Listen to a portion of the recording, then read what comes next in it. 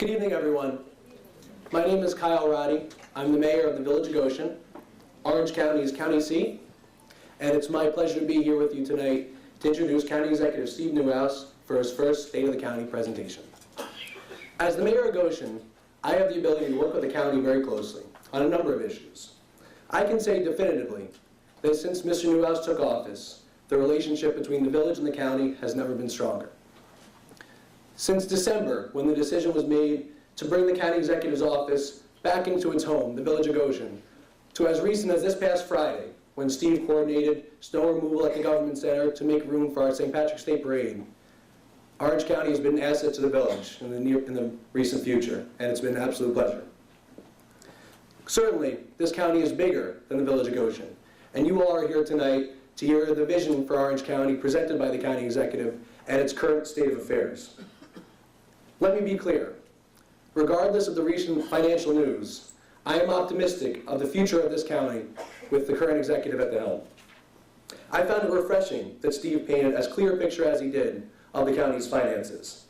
It is unquestionably challenging, and sacrifices will be made, but inherent in every challenge is a solution.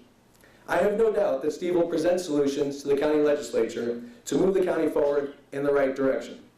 Certainly there are going to be difficult decisions on the horizon, but as this room knows well, recently in local government, challenges are the rule and not the exception. Mr. Neuhaus knows this as a former town supervisor, and I know as our county executive he is more than up to the challenge in 2014 and beyond. Folks, it is absolutely critical that we continue the momentum to reopen the Government Center in the Village of Goshen. We cannot allow partisan politics to once more derail progress, not only for the sake of Goshen, but to this county as a whole. Steve pledged 1,000 jobs in 1,000 days, and he is well on his way to accomplishing that goal. This county is viewed as open for business by the private sector, and Steve is an excellent leader who has experience in creating good-paying jobs. We must remember, however, that we can only continue to grow our businesses as long as we continue to hold the line on property taxes, which I know Steve views as a top priority.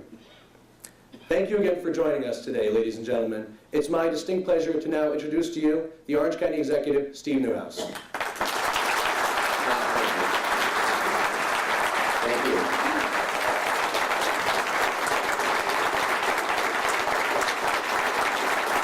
Thank you very much, sir. Thank you. First off, I want to thank the sheriff. He does an outstanding job. Just so proud to have him as a friend and a supporter. So, Sheriff, thank you for the wonderful job of the Pledge of Allegiance.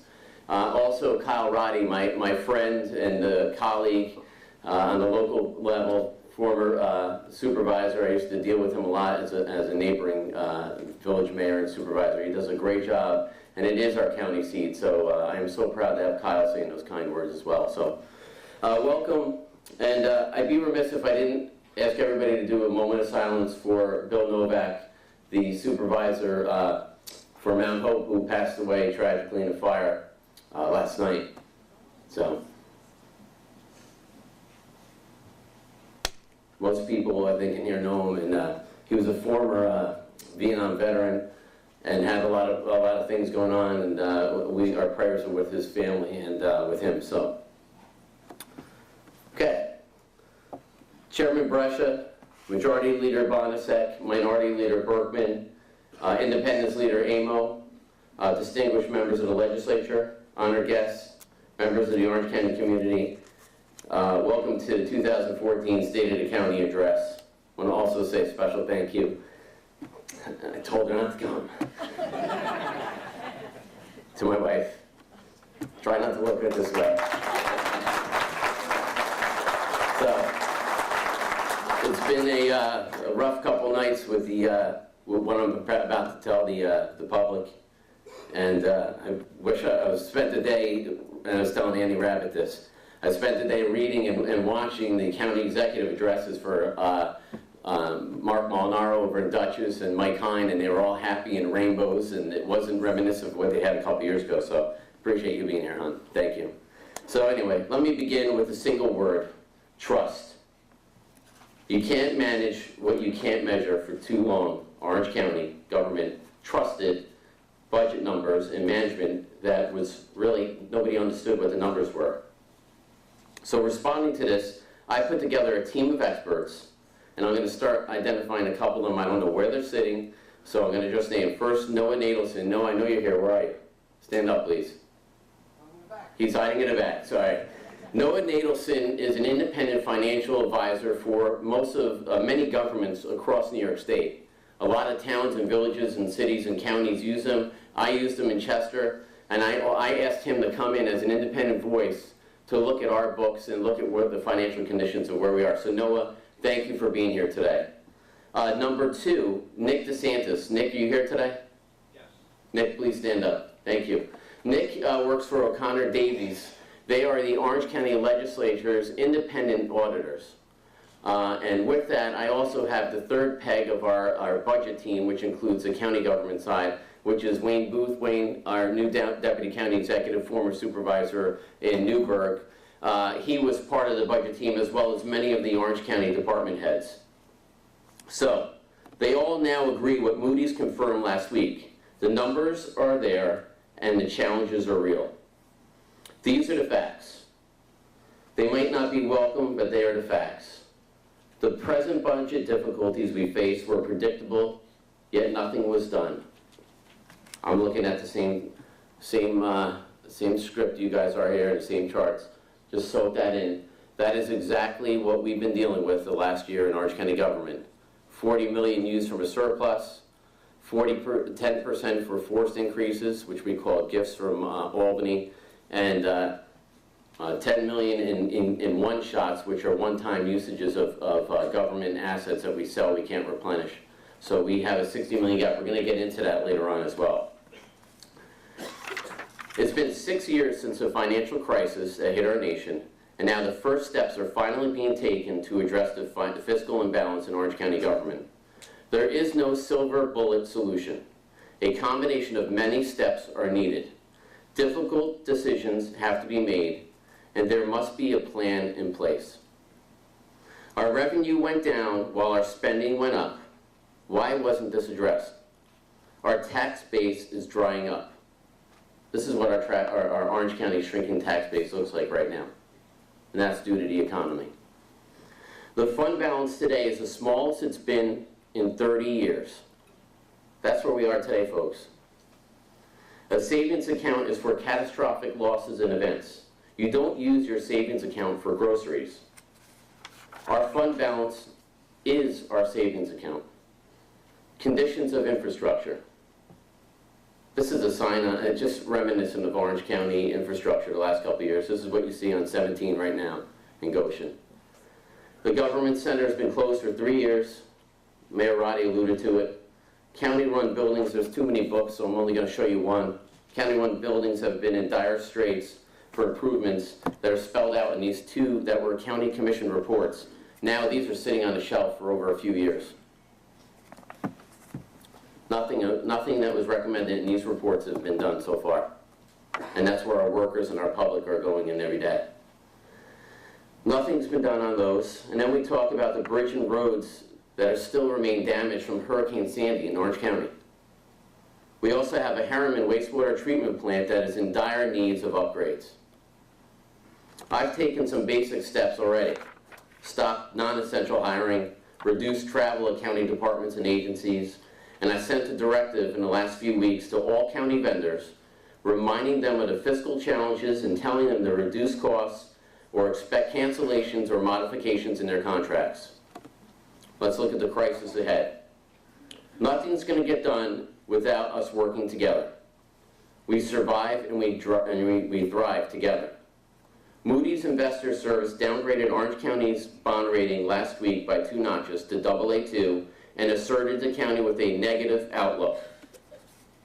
When, in the history of anybody in this room, and I had the mayor of Newburgh and our county legislator was Curly Dillard, we just happened to be in a meeting the day this came out.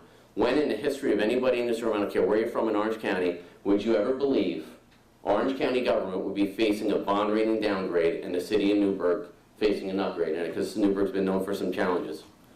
Just hits home. Moody's noted that the county has drawn significantly from its reserve funds and that the negative outlook assigned to the county reflects the expectation that reserve draws will continue in near term.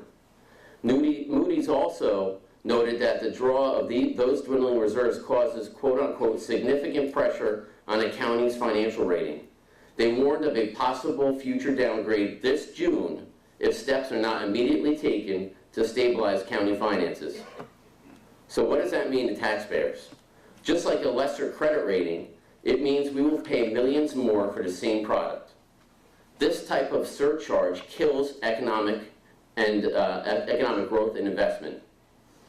Last year, the Orange County Legislature's financial consultant, O'Connor Davies, warned of a need to develop a multi-year budget plan, and I agree with them.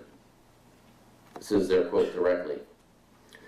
Instead of a multi-year budget, though, the county rated fund balance and other critical accounts such as our Workman's Comp Fund and the Water Authority funds. At the same time, it credited unrealistic sales tax numbers for this year.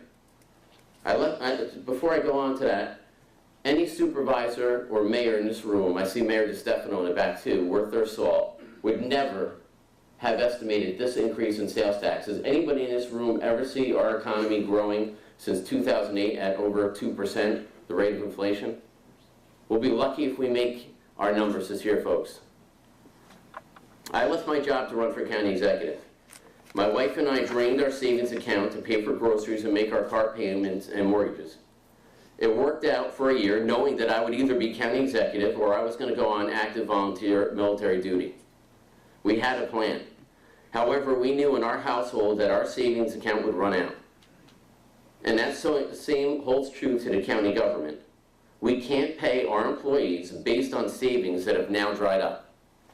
Orange County should not have overestimated sales tax revenue, yet that's exactly what the government did. Just as our families and our small businesses make tough choices, so must our government. If we do not take aggressive actions to cut costs, we face a budget gap of at least $60 million next year. The county legislature will be giving a menu of options, but decisions must be made, and these are the facts. By working together to make those decisions today, we will have the wherewithal to grow our economy and invest in the essential services county residents depend on. So let's talk about the multi-year budget. Again, this was recommended, from O'Connor Davies. Your financial advisor, and I'm talking to all the legislators in the room right now, was right. We must plan for multiple years, not just one. We must not just close the deficit for 2015, but ensure that we can do the same for 2016 as well. Our Moody's downgrade last week, and this is important, folks, was based on 2012 numbers. They didn't really take into consideration the closed books that are unaudited right now for 2013, and they're even worse, much worse. We need to change courses now. And here are some of the options. And just bear with me, folks, because I know they're tough to digest. Number one, we can raise property taxes to catastrophic levels. My friends, I won't do it. I know you won't do it. I'm not here to bust a tax cap, and I know you aren't either. I'll just show you an example of, this is where we are with tax hikes, what they mean today. So for a $10 million gap, you got a 9% increase on an average person's home at about $250,000 of assessed value. And then it goes up and up. I'm telling you, we got a $60 million gap. We're going to get to that. The number two thing on the list is layoffs. The legislature's Democrat and Republican leaders have already both indicated a willingness to vote for layoffs. That is the last thing I want to do, is tell our hardworking men and women that plow our roads or protect us from crime or deliver food to seniors that they can go on the unemployment line. Put simply, there are over 200 positions right now in county government that are funded but not filled. If we will help close the budget gap by $10 million by eliminating those vacant positions.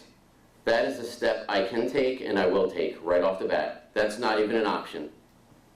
Number two, some have suggested bringing our sales tax to the same rate as neighboring counties, which is 4%. Not the present 3 3/4 that Orange County has. But guess what? Albany has already told us a sales tax hike is not going to happen in an election year for state officials. So, leads us to number 4. I'm sorry, I'm having one of those Marco Rubio moments here. Number 4, the real mandate relief.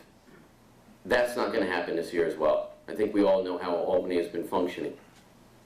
I'm not spending my time on, I'm going to spend my time on effective solutions and not just the tried and true blame Albany mantra.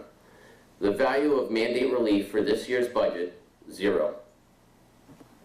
So my administration will continue to find ways to save taxpayers' money. To that end, I am meeting tomorrow with Governor Cuomo and Rockland County Executive Edward Day to explore savings from consolidations and shared services, not only for within Orange County, but for the Hudson Valley.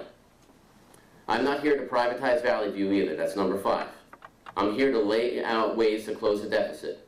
One of the options is the Local Development Corporation, or LDC. This model is a Democrat model.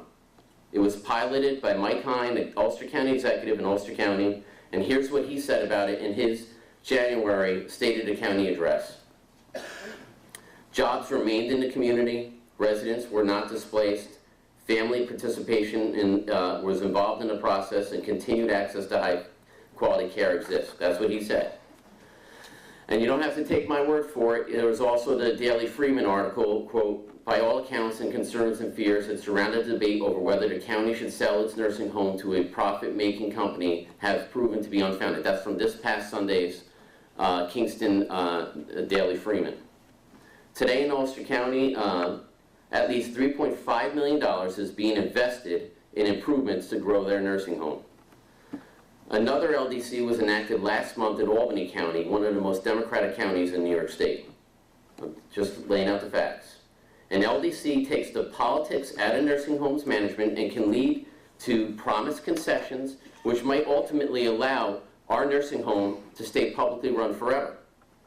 The legislature has subsidized Valley View in recent years with fund balance. With no fund balance available remaining now, that can't happen next year. So the 5th one is through attrition. It's reasonable to believe that I think we can save $10 million this year and years following through attrition. And those savings can be used for the 2015 budget. So to summarize how we can close the gap, taking these 4 steps, we will close the gap by approximately $40 million.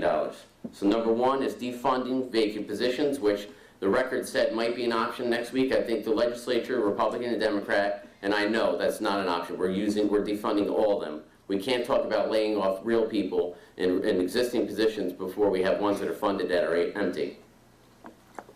Utilizing about $12 million in fund balance will help us close the deficit. We're going to get some fund balance back. Number 3, retirements through 2014, I believe can save us $10 million for next year. That gets us close to the $32 million of our 2015 deficit. So the 4th thing is, 1 week ago I received authorization from the Republican and Democratic leaders in the legislature to prepare for layoffs. Now the whole legislature must act. Pass these layoffs or form an LDC for Valley View and move on. Make a decision. These are the available options. After that, we still have to close a $20 million deficit for 2015. Here's some more ideas, and I welcome yours. Number 1, we will be renegotiating or canceling contracts with vendors. Hate to say it, but that's true. This will be a choice between what's nice to have versus what's needed, one of the sheriff's favorite quotes. We will be reducing capital projects requested by department heads, and I mean all capital projects are on the table if we don't develop a path to a balanced budget. Number 3, selling real property. And I know John McCarry's running around here, and this is your department, but there's no secret the Orange County government owns a lot of property. The 4th, while it's nice to say we operate 2 golf courses, the budget team has told me that they are collectively costing taxpayers $750,000 annually. So, we will have to start focusing on the dollars and cents to ensure that that does not happen again, perhaps raising rates, making cuts here and there. I read in today's newspaper that a legislature wants to privatize and therefore lay off workers in the county park system and the airport. She said he won't consider, meaning me, privatizing the airport, and he won't consider privatizing the golf course. I'm here for real solutions, not for political grandstanding. You can't privatize under the current CSEA contract. You should know about the contract because those are the unions that endorsed them last year. I'm going to work with everyone here who is serious about closing the budget gap. But grandstanding and political stuff is not the solution, folks. Again, there are no single silver bullets that are going to solve this problem. Each of these ideas alone will not do the job. Collectively, however, they will get us to where we need to be. But we have to do more and to close the deficit, and we also have to achieve some progress. So, let's talk about economic development. I see my close friend, Maureen Hallahan. Where are you, Maureen? Please stand up. Maureen Hallahan from the Orange County Partnership. And I know there's some members from the IDA. I know Jim Petro is the new executive director. Couldn't be here because of an illness in the family, but I know there's other members here as well. So the Orange County IDA and the Orange County Partnership, led by Maureen and my office, are your economic development team for Orange County. We've had a lot of great news so far this year, just the beginning. Amy's, which is going to bring over 600 jobs to the town of Goshen, and I think I see Doug Bloomfield here, the Goshen supervisor who helped make that happen. Coach USA, close to my heart in Chester, we're finally going to cut the ribbon on that in the next few weeks. There's going to be a couple hundred jobs to Chester, bringing their national headquarters from Mahwah, New Jersey. Continental Organics in New Windsor, putting disabled veterans to work. I toured it last week with a couple of people from the partnership, Amanda Dana, myself, and Wayne Booth, and it's the real deal. Another one is Crystal Run Healthcare. They are planning on putting a 200 employee facility in the town of Newburgh, right on the city of Newburgh line. 200 people, 50 of which are going to be MDs. So when people talk about real jobs, that doesn't get more real than being a doctor. The last one, Kicker Frosh Breweries, which is, or not the second to last, is going to, we closed the deal on that last week thanks to the leadership of the Village of Goshen, Kyle Roddy. They're going to be putting at least 80 people to work at the former, what they call the dirt pile. I hate to use that terminology, Kyle. And they're going to be putting a major investment in Orange County, and we're excited to have them. Kyle Roddy and I met with them again on Friday, and they are the real deal. The last one, my friend Dan Depew, the supervisor in Walk Hill, was proud to announce with us Pratt & Whitney, which is putting some real high-tech defense contractor jobs to work, so I'm happy to see that as well. Collectively, these businesses announced or opened since I took office will create literally hundreds of jobs, so I'm very excited about that. The Hoboken Film Festival and the City of Middletown have teamed up to reinvigorate the historic Paramount Theater, bringing in top-rate comedians, movie stars, and films to our county. I know that Mayor DeStefano, and I promise I'd get you out for your board meeting tonight, Mayor DeStefano and Ken Del Vecchio, the president of the Hoboken Film Festival, are both here. Mayor, would you please stand up?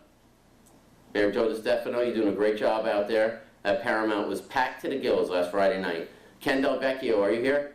In the back. In the back, all right, you got here late, you missed your seat. That's all right, thank you, Ken. Crime fighting. Violent crime is down in the first quarter of this year already. You've seen some of the arrests, you've seen some of the headlines, and narcotic seizures and investigations are up thanks to our new district attorney, Dave Hoogler. Dave, please stand up.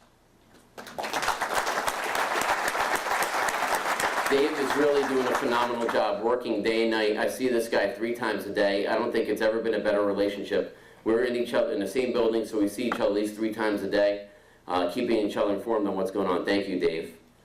So what's going on with the district attorney's office? Well, a tough new ethics law will be proposed at the conclusion of the grand jury's work on the government center matter. Second thing coming up is we have met our promise on better cooperation in juvenile justice by transferring to the DA's office the county's former top juvenile prosecutor and bringing in an ADA to fill the role, while fostering a new cooperation between the district attorney's office and the juvenile bureau of the county attorney's office. Speaking of juvenile crime, we're also want our local police to know something. If you have a young offender involved with drugs, guns, or sex crimes, we don't want those cases sent to probation. We want those cases referred to the county attorney's office to involve the family court with a long-term plan for juvenile offenders. Young people hold guns for drug dealers and gangsters and then take the rap. I want to reverse this cycle of intimidation and control and give kids a chance a better chance by keeping them involved with the service necessary for as long as possible that the county offers. Applying business management techniques to all county contracts. Roughly 1,800 contracts go before my desk every year and approved by the legislature. So I've developed a contract evaluation review team, or CERT, to better justify new and existing contracts. And I'll get into this, so I'll call him out. Rob Ross, you here? Thank you, Rob. Okay. Round-the-clock emergency service was saved at St. Luke's Cornwall Hospital. This guy, the patients can get acute care closer to home, and I'd like to commend Rob Ross. This is the guy. Rob, stand up. You deserve the credit for this. I know every politician, it's an election year, across the board. But I will tell you, I met with Rob many times on this. We need to partner with him in St. Luke's if we're going to make, and his team over at St. Luke's, if we're going to make this thing last. This is just a consideration that you gave to us. So thank you, Rob, and we look forward to working with you on keeping that hospital as a great asset to the community in Cornwall. I think Kevin Hines appreciates that as well. Kevin's done a good job working with you on that as well. Next, we need to use technology to improve the lives of our citizens. Like Ulster County, we are developing a suicide awareness and prevention app through the mental health department. Darcy Miller, you here? Darcy, please stand up. She's always the shyest one, and I never give her enough credit. So Darcy is our mental health commissioner.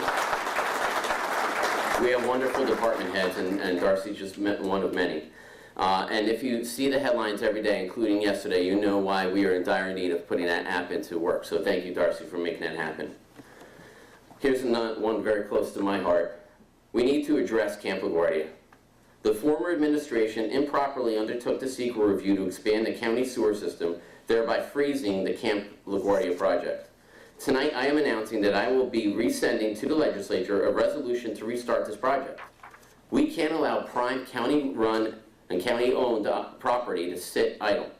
So, unfortunately, the county signed what I can only call an outrageous contract with the developer, something the legislature had nothing to do with, and we read about that. The county failed to commit the developer to a timeline. This type of contract, and ask attorneys in the room, does not exist in the real world, folks, but unfortunately did in Orange County government. So let's get this going. We'll do it legally and proper this time. I'm also proposing, and I hope they're in the room too, I apologize, I didn't get a chance to sweep through the room before I came down. I'm also proposing a new labor commission to ensure the voice of private sector laborers who build our many large public and private projects have a place to go to share their concerns and develop better strategies for success. I will be asking this board, which will be made up equally of labor and management, to make policy recommendations, help resolve disputes, and more importantly, put our local men and women to work. And Todd Diori, are you in the room? Oh, Todd, you're quiet. You should just, Todd, stand up. Todd is the president of Hudson Valley Building Trades, and I see a bunch of other trades that are with him. We're going to make this happen because the last thing I want to see is for other states' license plates on all our job sites.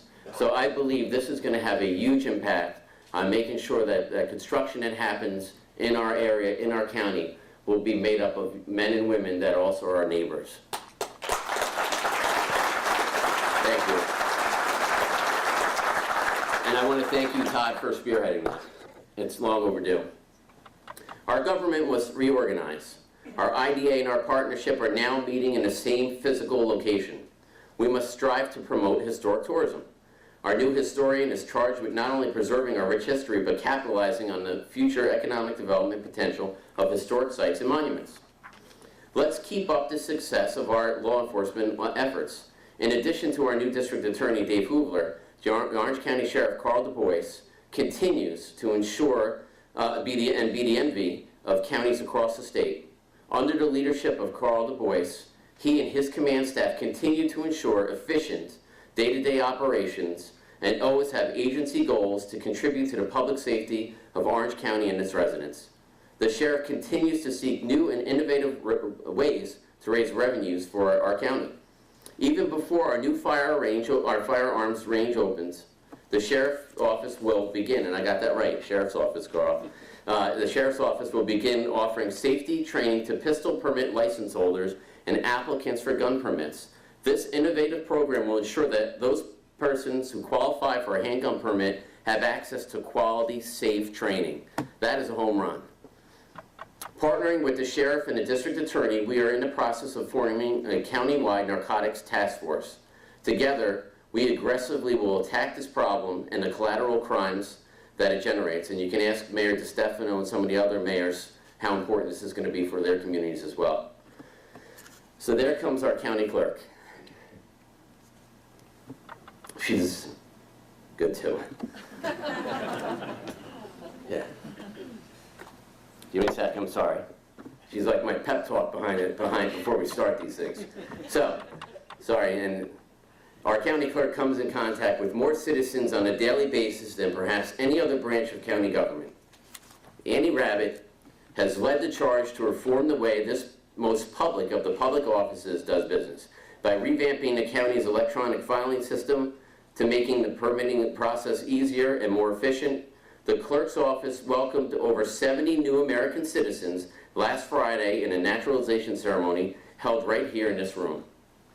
We also are working together to bring the DMV back to the village of Goshen, so residents have the convenience of a neighborhood DMV for the first time in years, our most profitable DMV office. So thank you, Andy, for partnering and leading that charge as well. I couldn't be prouder of my Team Orange partner, Andy Rabbit. So Andy, stand up. Thank you. She has these words of wisdom before you start, so I was very appreciative. And she was very pivotal and critical to Dave and I last year through a lot of times. So, next I want to do a special thank you to the Orange County DPW for their hard work during the winter. This was a rough year. My first 2 days in office, blizzard, and I got a chance to do a ride along with this poor driver, and he showed me the ropes. Just a wonderful crew. So Chuck, I know you're in the room and some of your staff, so thank you, Chuck Lee, for your department. Please stand up, Chuck.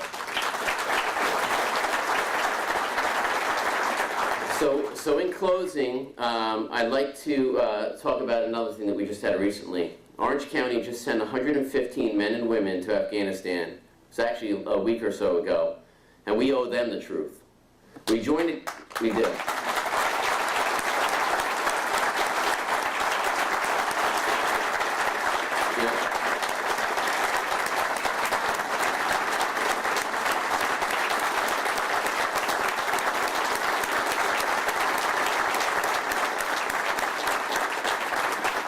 The bravery of our Orange County residents is really phenomenal, and I know my friend Dennis Simmons knows this in the audience. We had a number of airmen come back to the Air Guard base in the last few weeks. 14 Purple Hearts were distributed, as well as many Bronze Stars. You don't get that for showing up for good credit. That's some serious stuff. And these men and women, it's something else. They came out a week or so ago to say goodbye to this 115 Army personnel that were going to Afghanistan. It's just a testament to these men and women. We joined together to confront the challenges of today in order to secure the opportunities of tomorrow. I have a stake in this community. I am a lifelong resident, and my wife and I are growing our family here. We all know the phrase, the buck stops here, but the truth is, folks, the buck stops with all of us. This moment demands that all of us together begin to face consequences of past decisions. In Chester, we balanced the budget and attracted record economic growth by being proactive. We also increased our bond rating by 2 levels. Across Orange County, we can do the same. Whether it's the exciting Crystal Run healthcare project in Newburgh, or the Warwick LDC to develop a former prison site, or the Port Jervis Whitewater Park plan, or the best beer made here in the future in Goshen, there's a lot in Orange County to be excited about. I can accomplish little on my own. Only we can do great things. Once we get our budget under control, just imagine what we can focus on together. Childhood hunger is rising. We can prioritize and ensure that children in Orange County do not go to bed hungry. We saw the stats last year. I believe it was 1 out of 4 or 1 out of 5 kids in Orange County go to bed hungry every night, including tonight. According to the U.S. Census, there are over 23,000 veterans living in Orange County today. 23,000. That is way above the country's standard. The fact that veterans are homeless here or anywhere else ought to shock our conscience. Why have we left these men and women behind when they have fought for you and me? So now, I think we should fight for senior housing for them, our veterans housing, and we have some projects that we're going to be announcing shortly that I believe will start addressing those issues. And let's also get serious about rooting out our welfare fraud across the entire county.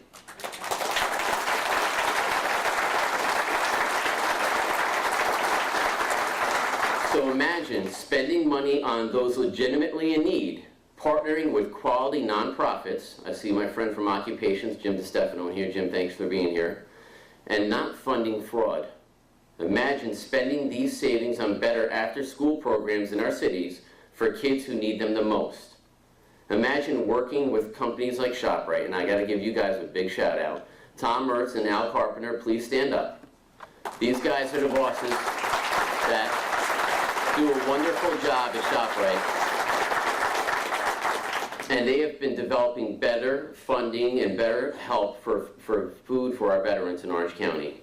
And they have provided on their own, as a company, $1.4 million for veterans across the region just in the last few years. Can you imagine $1.4 million to our local veterans in this region? You guys deserve another shout out.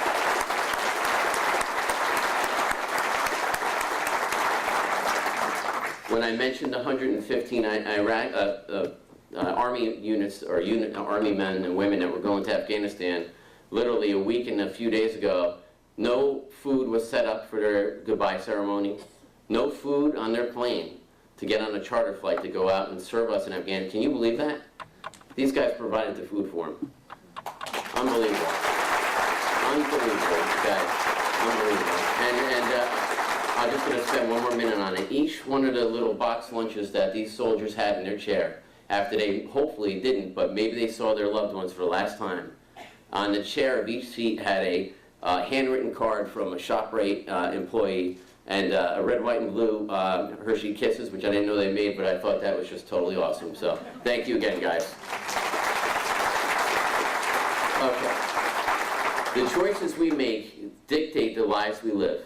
This is no less true for governments than it is for individuals. I don't want to be known as the youngest county executive in Orange County history who left it to the next generation to fix the mistakes of the past. Some will tell you that we didn't know about the budget gap until it was too late. But to quote a former Orange County resident, though, it's better to offer no excuse than a bad one. So who said this? I know our new county historian knows who it is. George Washington. He was a resident here, if people didn't know that. We'll explain that later with the historian. The budget is now ours, and we all control the destiny of this great place we call home. To sum it up, we have a giant property tax hike, not going to happen. Layoffs, your decision. Sales tax hike, not going to happen. Albany said no. Mandate relief, I think we all know that's not coming from Albany. And an LDC will be in the hands of the legislature. So I want to go back to where I started. I began my public service career in Newburgh at the office of city manager. Newburgh has seen some difficult times, but I believe its best days are still ahead. I'm personalizing this because I started my career there, but it's true for Middletown, for Port Jervis, or any other community in Orange County we call home. If we make the right choices to put the county on solid financial footing, we can do great things again. We can have more cops on the beat, we can have kids going to safer schools and living in thriving communities, and we can have these things in Newburgh and elsewhere because we've done it all before. But first we must be honest about the present, and that is our job. So now let's get to work turning this, which I hope the state, Chuck, I'm going to put you on this tomorrow, please. This is embarrassing. And turn it back into this. Thank you, good night, and God bless Orange County. Thank you.